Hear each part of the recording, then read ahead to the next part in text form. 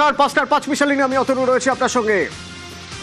মুখ্যমন্ত্রী যাবেন কনভয়, তার জন্য অফিস টাইমে আগের 15 মিনিট, পরের 15 মিনিট নো ইউটার্ন, একদম বলা যেতে পারে গ্রিন সিগন্যাল পুরো রাস্তাটা জুড়েই, কারণ মুখ্যমন্ত্রী কনভয় যাবেন। রাজ্যবাসী দেখতে অভ্যস্ত, কিন্তু এবার সেই ভিআইপি কালচার আউট। এখন মুখ্যমন্ত্রী আম আদমির মতোই সিগন্যালে দাঁড়ান।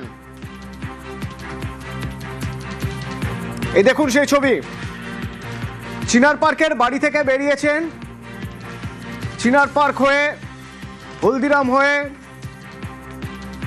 তিনি যাবেন, কিন্তু চিনার পার্কের মুখেই সিগন্যালে তার কনভয় গেল আটকে।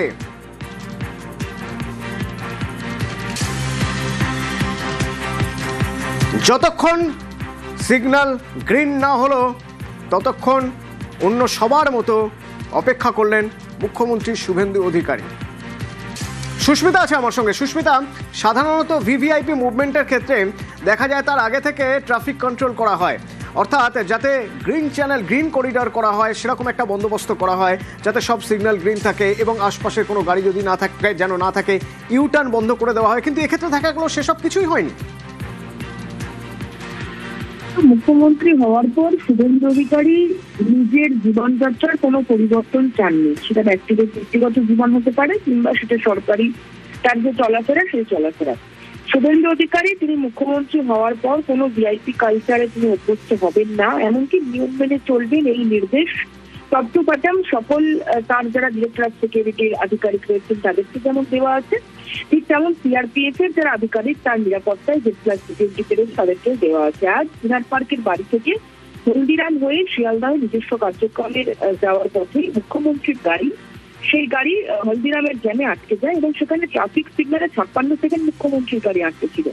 শুধু আটকে ছিল বলা ভুল, মুখ্যমন্ত্রীর কনভয় সেখানে থমকে দাঁড়ায়। মুখ্যমন্ত্রীর কনভয় যাওয়া মানেই আমরা অন্তত গত বেশ কয়েক বছর ধরে এই কালচার দেখে এসেছি যে মুখ্যমন্ত্রীর কনভয় যাওয়া মানে সাইরেন বাজবে বা সেখানে সমস্ত সাধারণের যাতায়াত বন্ধ। কিন্তু শুভেন্দু অধিকারীর কনভয়ে আজ কোনো সাইরেন বাজলো না, 56 সেকেন্ড সিগন্যাল লাল থাকার কারণে। সেটা শুভেন্দু অধিকারীর কনভয়, মুখ্যমন্ত্রীর কনভয় সেটা অন্যান্য সাধারণ মানুষদের মতোই থমকে গেল, দাঁড়িয়ে থাকলো।